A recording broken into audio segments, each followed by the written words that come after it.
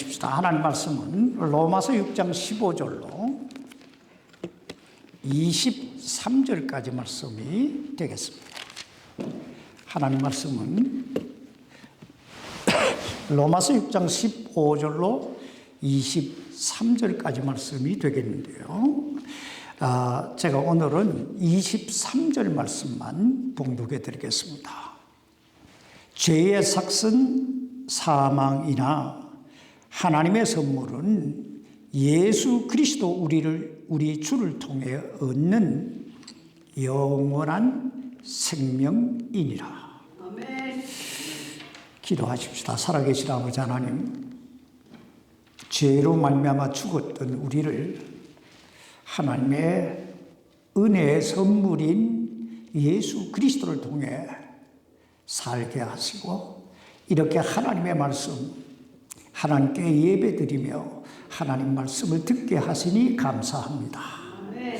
아버지 하나님, 오늘 우리에게 주시는 말씀 가운데 우리가 진실로 이 말씀 안에 거하며 말씀 속에서 우리 인생의 해답을 찾아갈 수 있게 해 주옵소서. 아멘. 연약한 종을 붙드시고 사용해 주시기를 예수님 이름으로 기도하옵나이다. 아멘. 착석해 주시기 바랍니다. 요즘 들어 기독교가 최대의 위기를 맞이하고 있다 하는 말을 자주 듣습니다. 그렇다면 여러분, 왜 요즘 들어 기독교가 이토록 최대의 위기를 맞이하고 있을까요? 물론 여러 가지 원인들을 생각해 볼 수 있겠지만 가장 근본적인 원인이 있다면, 첫째, 하나님을 믿는다는 사람들이 이 하나님의 말씀을 이 하나님 말씀 있는 그대로 믿지 않는다는 데 있다고 볼 수 있습니다. 여러분, 요즘 전 세계적으로 가장 이슈가 되는 문제, 그 문제가 뭔 줄 아세요? 그것은 첫째가 종교연합운동이고, 둘째가 많은 국가들이 사회주의, 공산주의 사상으로 바뀌어가고 있다는 것입니다. 그런데 우리가 알아야 할 것은 종교연합이나 사회주의, 공산주의 사상은 반성경적이라는 것입니다. 아멘. 생각해 보세요. 성경은 다른 이로서는 구원을 얻을 수 없나니 천하 인간의 구원을 얻을 만한 다른 이름을 우리에게 주신 일이 없느니라고 분명하게 말씀하고 있습니다. 그런데 이 하나님의 말씀을 믿는다는 사람들이 어떻게 이 하나님의 말씀을 믿지 않는 다른 종교인들과 연합할 수 있습니다. 그럼에도 불구하고 오늘날 수많은 하나님을 믿는다는 사람들이 이 종교연합에 열을 올리고 있다고 하는 것은 저들이 이 하나님의 말씀을 하나님 말씀 그대로 믿지 않고 있다는 증거인 것입니다. 또 동성애 문제나 사회주의, 공산주의 문제도 마찬가지입니다. 동성애나 사회주의, 공산주의는 원래 이 성경을 믿지 않는 사람들이 만들어 놓은 인본주의 사상입니다. 그런데 교회 다닌다는 사람들이, 하나님의 말씀을 믿는다는 사람들이 그 인본주의 사상을 가진 사람들과 함께 한다는 것, 그들을 지지한다고 하는 것, 그건 하나님의 말씀을 믿지 않는다는 증거예요. 사실 그리스도인은 신본주의 자들입니다. 무슨 말이냐면 그리스도인은 하나님께서 뭐라고 말씀하시느냐에 귀를 기울이고 그 하나님의 말씀대로 살아가는 사람들, 바로 이것이 바로 이 하나님의 통치하에 살아가는 사람들이 그리스도인이에요. 아멘.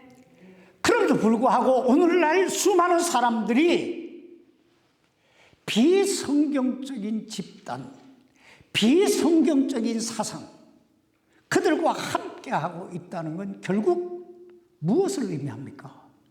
하나님의 말씀을 뒷전에 두고 있다는 것을 증명하는 거예요. 그래서 기독교가 그 어느 때보다도 최대 위기를 맞이하고 있는 겁니다. 둘째, 기독교가 최대 위기를 맞이하고 있는 것은 이 하나님의 말씀을 믿는다고는 하는데 이 하나님의 말씀대로 살지는 않는다는 데 있다고 볼 수 있습니다. 다시 말하면 머리로는 하나님의 말씀을 아는데 실제적 삶에서는 그대로 행하지 않는다는 것입니다. 여러분, 신앙이 뭐예요?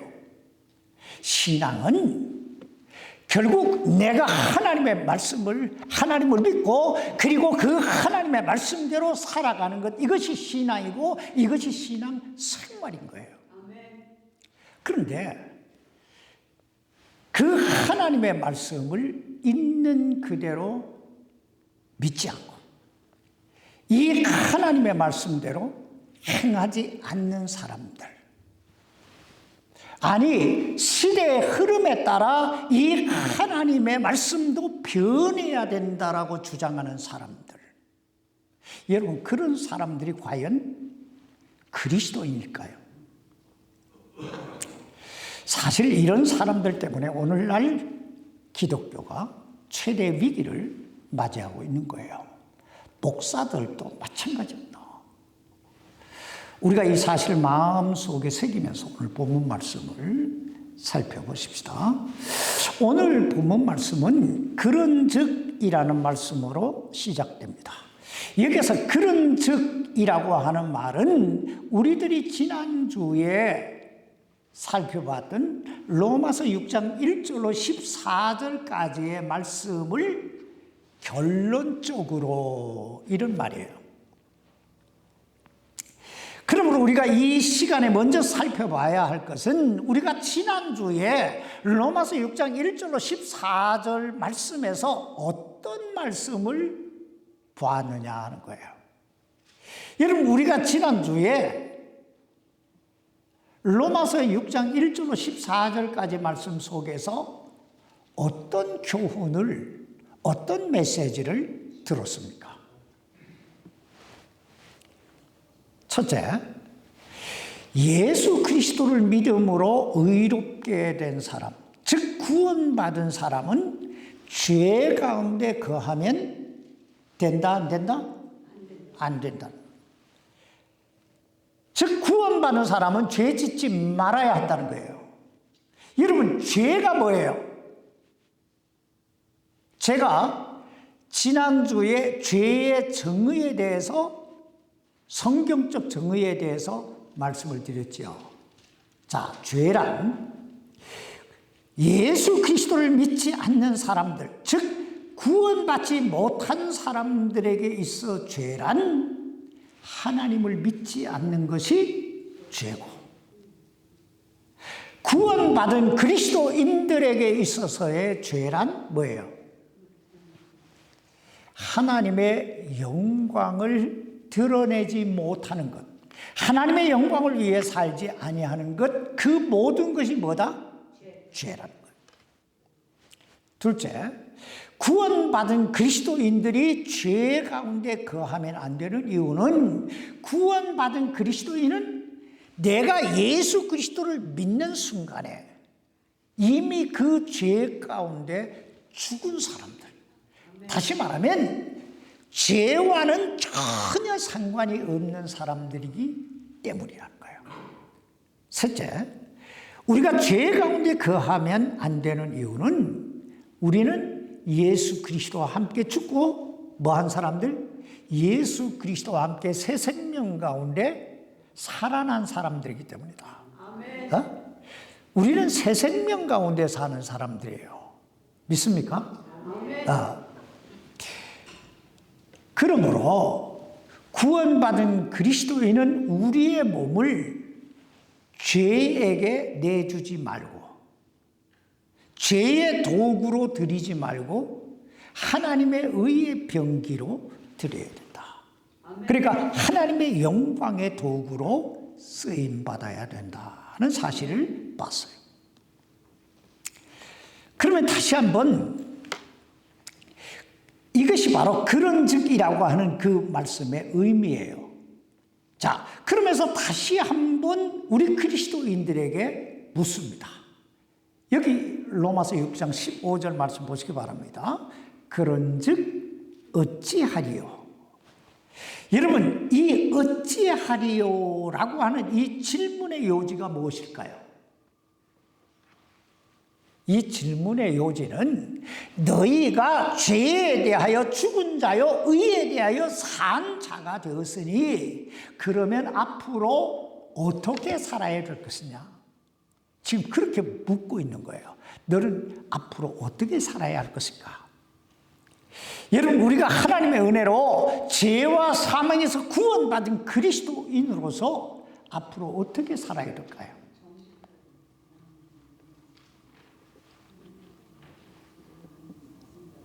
잘 살아야 되겠죠. 자, 그러면서 우리에게 또 하나의 질문을 던지고 있습니다. 15절입니다. 우리가 율법 아래에 있지 아니하고 은혜 아래에 있으므로 죄를 지으리요. 여러분, 율법이 뭐예요? 율법은 하나님께서 우리에게 이렇게 살으라고 정해놓으신 하나님의 법이에요. 근데 문제는 이 세상에 하나님의 법대로, 즉 율법대로 온전히 살아갈 수 있는 사람은 단 한 사람도 없다는 거예요. 왜냐하면 인간은 근본적으로 죄의 본성을 가지고 태어난 존재들이기 때문입니다. 그러므로 율법이라고 하는 이 잣대를 가지고 인간을 바라보면 인간은 결국 모두가 뭐예요? 죄인이 될 수밖에 없다는 거예요. 죄인일 수밖에 없다는 거예요. 이 사실을 사도 바울은 로마서 3장 20절에서 이렇게 말씀합니다. 그러므로 율법의 행위로는 어떤 육체도 그분의 눈앞에서 의롭게 될 수 없나니. 하나님의 눈앞에서 의롭게 될 수 있는 사람, 행위로 의롭게 될 수 있는 사람은 한 사람도 없다는 거예요. 아니, 율법 앞에 우리가 서게 되면 죄가 더 많이 드러나는 거예요. 아, 이것도 죄구나, 이것도 죄구나. 전에는 몰랐는데 율법이라고 하는 이 법을 딱 펴놓고 보니까 아, 이게 다 법에 저촉되는 거예요. 그래서 죄만, 죄인이라고 하는 사실만 더 확인할 수밖에 없다. 그런데 사랑과 긍휼에 풍성하신 하나님께서 그런 인간의 연약함을 아시고 우리를 율법이 아닌, 율법 아래가 아닌 은혜 아래 두셨다는 거예요. 여러분, 은혜가 뭐예요? 은혜가 뭐예요?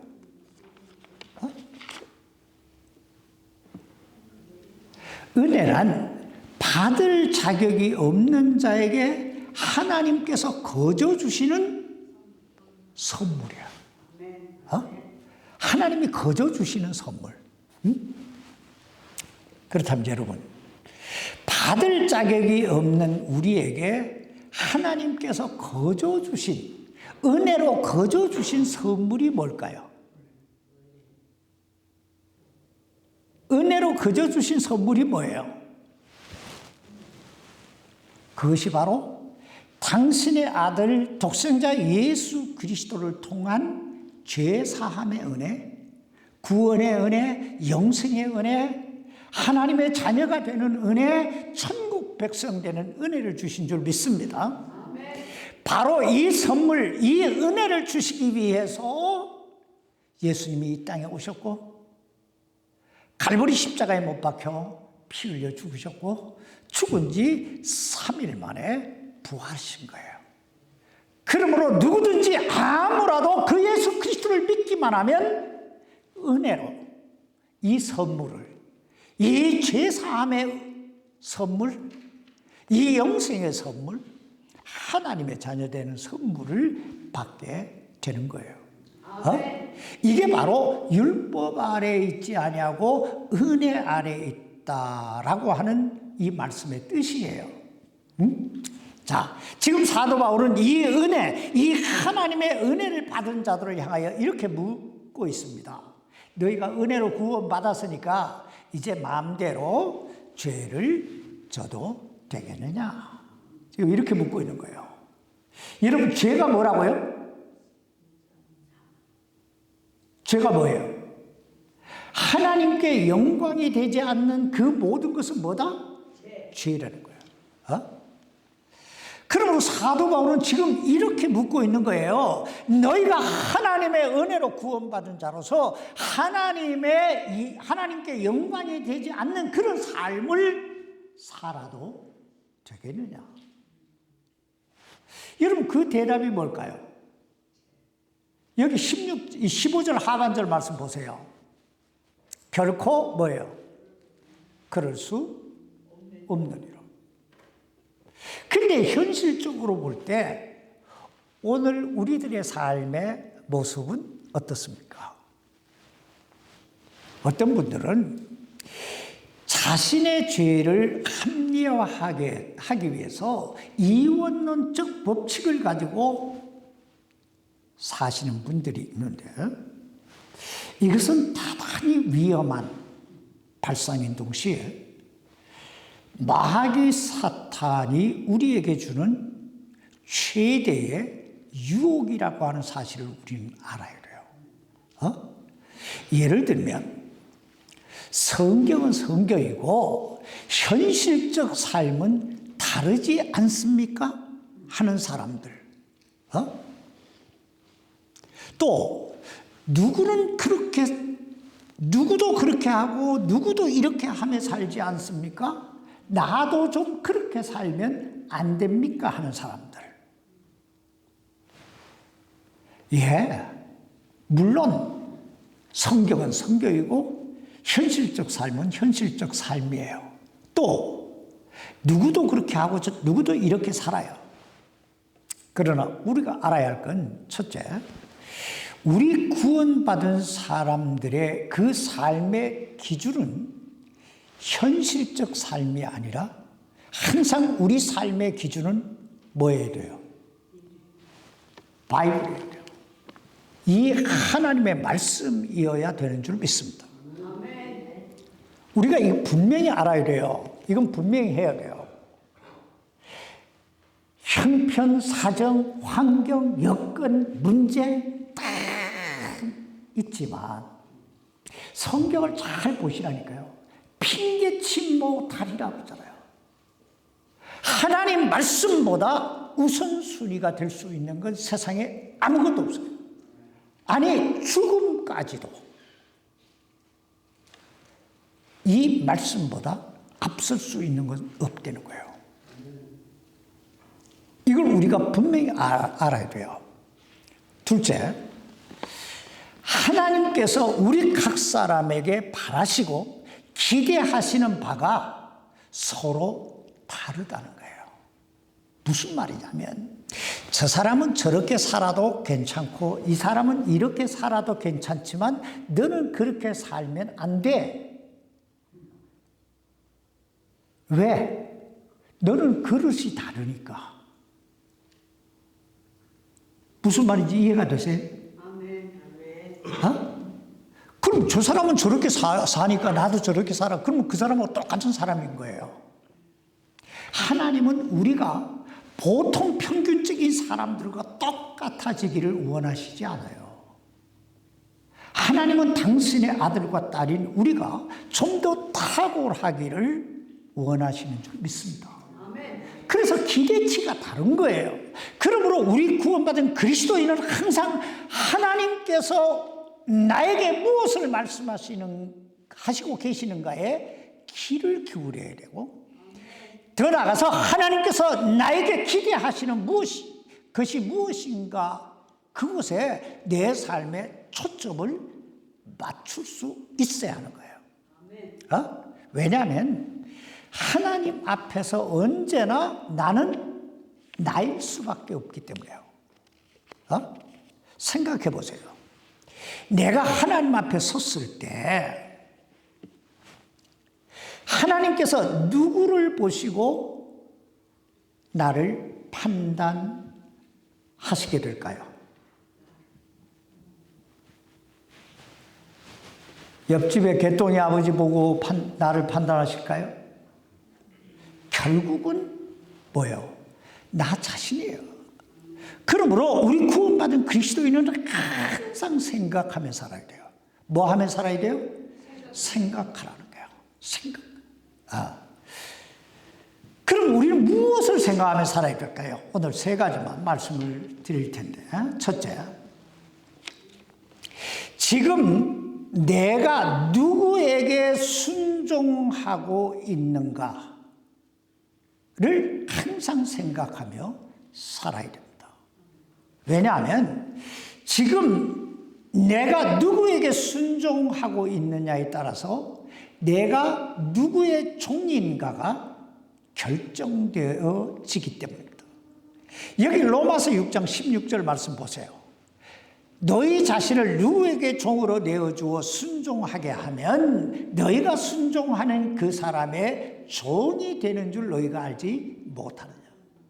이 말씀 한마디로 내가 지금 누구에게 순종하고 있느냐에 따라서 내가 지금 누구의 종이 되는가가 결정된다는 거예요. 예를 들면 어떤 사람은 날마다 돈 하고 살아가는 사람들이 있어요. 그 사람은 누구의 종일까요? 돈종이에요. 돈종. 어떤 사람은요, 날마다 다른 사람들 눈치 보면서 다른 사람들이 나에 대하여 뭐라고 말할까 막 다른 사람들 막 신경 쓰며 살아가는 사람들이 있어요. 이 사람 누구 종이요? 다른 사람 종이요. 사람 종이요. 어떤 사람은요, 항상 건강 때문에 건강하고 이렇게 끙끙거리고 살아가는 사람들이 있어요. 이 사람 누구 종이요? 그러므로 우리는 날마다 생각해야 된다는 거예요. 나는 과연 나에게 주어진 이 시간, 나에게 주어진 이 삶을 누구를 위해 살아가고 있는가? 무엇을 위해 살아가고 있는가? 생각해야 된다. 왜냐하면 우리가 아무리 구원받은 그리스도인이라고 할지라도 이 육신을 덧입고 이 세상을 살아가고 있는 한 이 세상 죄에서 완전히 자유할 수 있는 사람은 단 한 사람도 없기 때문입니다. 그러므로 날마다 뭐 해라? 생각해라는 거예요. 생각해라. 내가 지금 무엇에 지배받고 있지? 내가 지금 무슨 생각을 하고 있지? 내가 지금 어떤 말을 하고 있지? 어떤 행동을 하고 있지? 항상 자기 자신을 돌아봐야 된다는 거예요. 왜냐하면 지금 나를 사로잡고 있는 그것이 나의 뭐기 때문이다? 주인이기 때문이다. 사실 우리 인생살이가 대단히 복잡하고 대단한 것 같지요. 그런데요, 따지고 보면 둘 중에 하나예요. 하나님이냐, 세상이냐. 이 딱 둘 중에 하나예요. 내가 하나님 편에 있나? 내가 세상 편에 있나? 근데 우리가 알아야 할 건 우리가 세상의 종이 되면, 죄의 종이 되면 결국은 사망에 이르게 된다는 거예요. 그러나 우리가 하나님의 종이 되면 생명에 이르게 된다는 거예요. 이게 다른 거예요. 여기 로마서 6장 16절 말씀 보세요. 혹은 죄의 종으로 사망에 이르고 혹은 순종의 종으로 의에 이르느니라. 이 말씀을 보고 어떤 사람들은요, 구원받은 사람도 자꾸 죄를 지면 지옥 가는 거예요? 이렇게 묻는 사람도 있어요. 그런데 이 말씀은 그런 뜻이 아니에요. 우리가 예수 그리스도를 믿음으로 한번 구원받은 이 구원은요, 영원히 없어지지 않는, 잃어버리지 않는 구원인 줄 믿습니다. 한번 내가 예수 믿고 나의 구세주를 영접하고 나면 우리는 구원받은 거예요. 그럼 이 말씀이 무슨 뜻이냐면, 아무리 구원받은 그리스도인이라고 할지라도 자꾸 세상과 연합하고 세상과 짝하고 죄하고 같이 가다 보면 하나님과의 교제가 끊어진다는 거예요. 그래서 기도 응답이 되지 않고 마음에 성령님께서 내 안에서 역사하실 수 없게 되고 내 마음의 기쁨과 편안이 사라지게 된다는 거예요.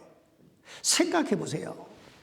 자기 마음속에 다른 게 가득한데, 이 세상 끝이 가득한데 어떻게 하나님께서 그 안에서 역사하실 수 있겠어요? 그러므로 날마다 나 자신을 살펴보라는 거예요. 난 지금 누구와 동행하고 있지? 하나님과 함께하고 있나?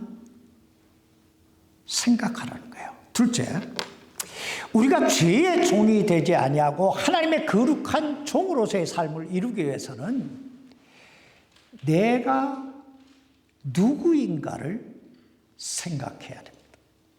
내가 누군가.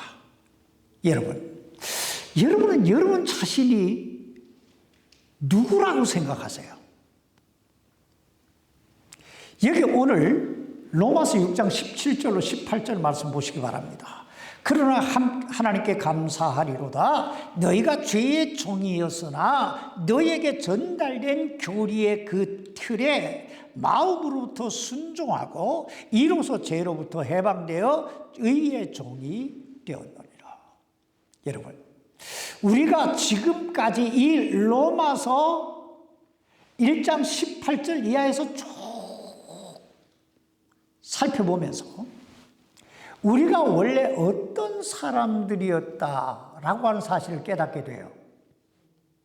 원래 우리가 죄인이었구나. 인류의 조상 아담의 불순종의 죄로 말미암아 내가 이 세상에 태어날 때부터 죄의 본성을 가지고 태어난 죄의 종이었구나.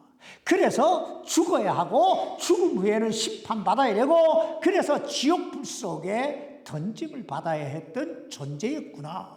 근데 어느 날 하나님께서 나에게 하나의 교리를 주셨어요. 그 교리에는 이렇게 쓰여 있습니다. 누구든지 내 아들 예수 그리스도의 십자가에서의 대속의 죽음과 부활을 믿기만 하면 제사함과 함께 영원한 생명을 얻으리라. 아멘. 오늘 여러분은 이 하나님의 교리의 말씀을 믿고 순종하셨습니까? 그 결과 우리는 어떤 사람, 어떤 존재가 되었다고 말씀하고 있어요? 18절 말씀 다시 보세요. 이로써 죄로부터 해방되어 의의 종이 되었느니라. 될 거가 아니에요. 이미 우리는 하나님의 아들과 딸이 된 줄로 믿습니다. 그런데 우리가 어떻게 자꾸 죄를 지을 수 있겠느냐는 거예요. 근데 오늘 우리들의 삶은 어때요? 자꾸 실수하고 자꾸 넘어지고 자꾸 죄 짓고 살잖아요. 여러분 왜 그런 줄 아세요? 왜 자꾸 자꾸 넘어지고 왜 자꾸 죄 짓는 줄 아세요? 여기 19절 말씀 보세요. 너희의 육신이 연약함으로. 여러분, 우리 육신이 어떻다고요? 연약하다. 이게 무슨 얘기냐면요. 여기 한번 보세요. 우리가 예수 그리스도를 믿고 내 죄를 회개하고 내가 예수 그리스도를 마음의 구세주로 영접하는 순간에 우리의 영혼이 구원받게 되는 줄 믿습니다. 아멘. 그러나 우리의 영혼은 거듭났는데 우리의 이 육신은 아직 거듭나지 않은 상태예요. 그래서 육신이 연약하다는 표현을 쓰는 거예요. 그래서 자꾸 죄를 짓는 거예요. 여기 19절 말씀 보세요. 내가 사람들의 관례대로 말하노니 전에 너희가 너희 지체를 부정함과 불법에게 종으로 내주어 불법에 이른 것 같이 이제는 너희 지체를 의에게 종으로 내주어 거룩함에 이르라. 이 말씀을 요약하면요, 이제는 내가 예수 그리스도를 믿음으로 신분이 바뀌어졌다는 거예요. 신분이 바뀌어졌다. 그러므로 이제부터 다르게 살아라 이 말이에요. 오늘 여러분은 인생을 살면서 여러분 자신이 하나님의 아들이고 하나님의 딸이라고 하는 그 사실에 대해서 얼마나 자부심을 가지고 살아가고 계십니까? 김춘희 자매. 자매님 누구 딸이요?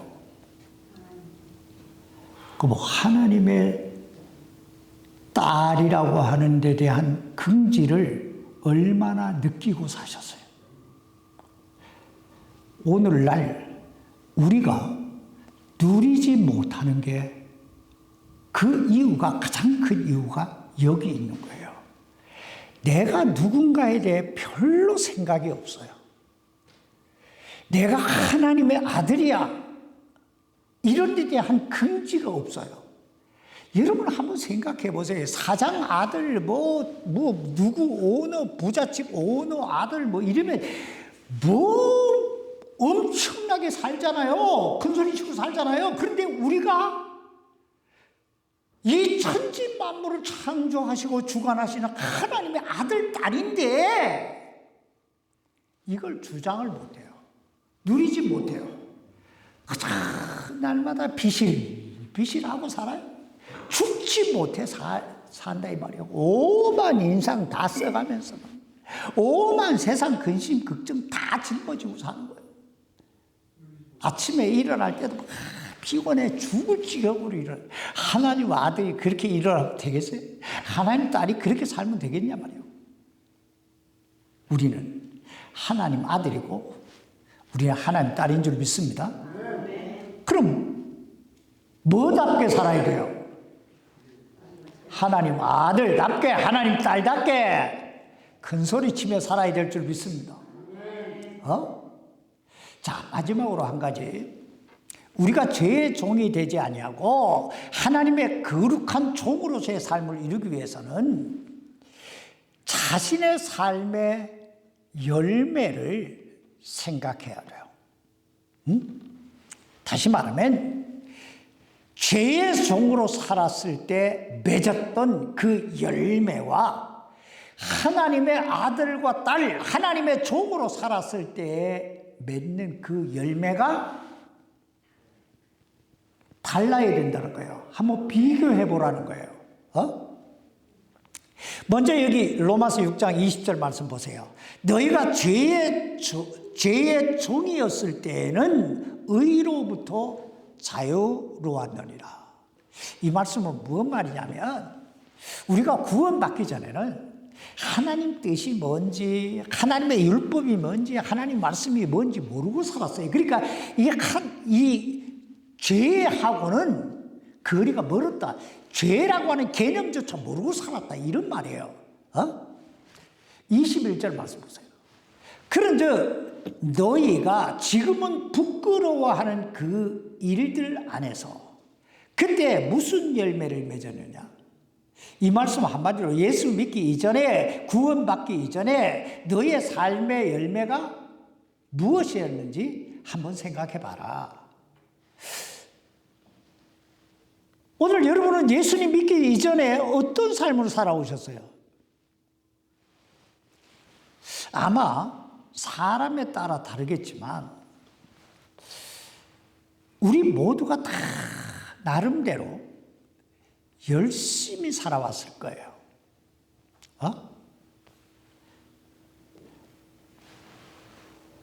특별히 이민 생활 딱 문턱에 들어서면서 엄청난 삶의 제한을 받았을 거예요. 우리 손 집사님만 해도 한국에 떵떵거리고 살았는데 미국 와가지고 맨날 새벽에 이게 근데 그렇게 열심히 살아온 그 삶의 열매가 뭐냐? 그렇게 묻고 있는 거예요. 여기 21절 하반절 보세요. 그 일들의 끝은 사망이니라. 여러분, 이거 너무 허망하잖아요? 내가 열심히 살아왔는데, 뼈 빠지게 살아왔는데, 그 일들의 끝은 뭐라고요? 사망이래요. 여기서 사망이라고 하는 말은 죽음이라고 하는 의미도 있지만은 허망하다, 허무하다라는 의미를 담고 있는 거예요. 생각해 보세요. 아마 우리들 중에는 예수 믿기 전에 물론 슬쩍슬쩍 세상과 짝하며 이렇게 사는 사람도 있겠지만은 대부분이 나름대로 열심히 살아오셨을 거예요. 그런데 그렇게 열심히 바둥바둥 살아온 그 삶이 어느 날 어떻게 될까요? 결국은 다 손 털고 가야 하잖아요. 손 털고 가야 하잖아요. 여기 임자매님 남편 케빈만 해도 그래요. 은퇴하기 전까지 새벽부터 나가서 진짜 열심히 산 사람이에요. 그 사람. 근데 뭐 퇴직하고 나서 그만 합병증이 와서. 너무 하잖아요. 어떻게 보면. 그래서 주님도 가끔씩 이런 질문을 하세요. 네 것이 되겠느냐? 너 지금 뼈 빠지게 벌어놨는데 너 죽으면 이거 누구 거 될 거야? 지금 그렇게 묻는 거예요.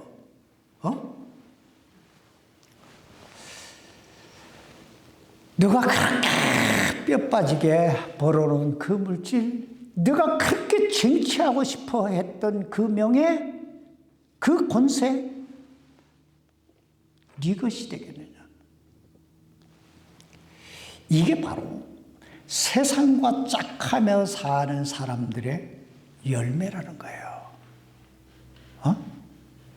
계속 여기 22절 말씀 보세요. 그러나 이제는 너희가 죄로부터 해방되고 하나님께 종이 되어 거룩함에 이르는 너희의 열매를 얻었으니 그 끝은 영존하는 생명이니라. 여러분, 이 얼마나 대조를 이루는 열매입니까? 여러분, 죄가 뭐예요? 하나님께 영광이 되지 않는 그 모든 것이 뭐다? 죄다. 그래서 항상 생각해야 돼요. 내가 지금 내리는 이 결정, 하나님께 영광이 될까?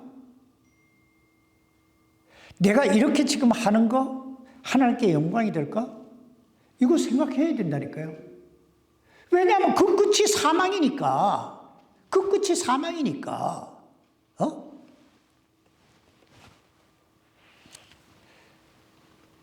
그렇다면 거룩함이란 뭘까요? 거룩함이란 하나님께 영광이 되는 모든 것이 거룩함이에요. 그렇다면 앞으로 우리는 어떻게 살아야 될까요? 하나님의 종이 돼서 거룩함에 이르는 열매를 맺으며 살아야 될까요? 아니면 죄의 열매를 계속 맺으며 살아야 될까요? 마지막 여기 23절 보고 마칩시다. 죄의 삭은 사망이요. 하나님의 선물은 예수 그리스도 우리 주를 통해 얻는 영원한 생명이니라. 그렇습니다. 세상을 쫓아가면 사망이지만 예수님 쫓아가면 영원한 생명이 우리를 기다리시는 줄 믿습니다. 아멘. 오늘 우리들의 삶이 늘 영원한 생명 안에 거할 수 있기를 주님의 이름으로 축원합니다.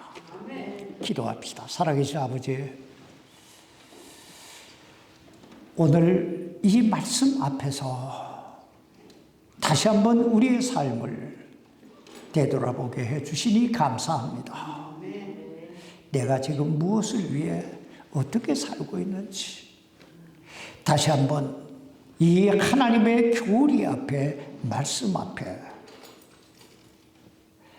우리 자신을 돌아보고 다시는 죄의 종이 아닌 하나님의 종으로 하나님의 영광을 나타내며 사는 거룩한 열매를 맺음으로 영존하는 생명에 이르는 저희 생애가 되게 해 주옵소서. 예수님 이름으로 기도하옵나이다. 아멘.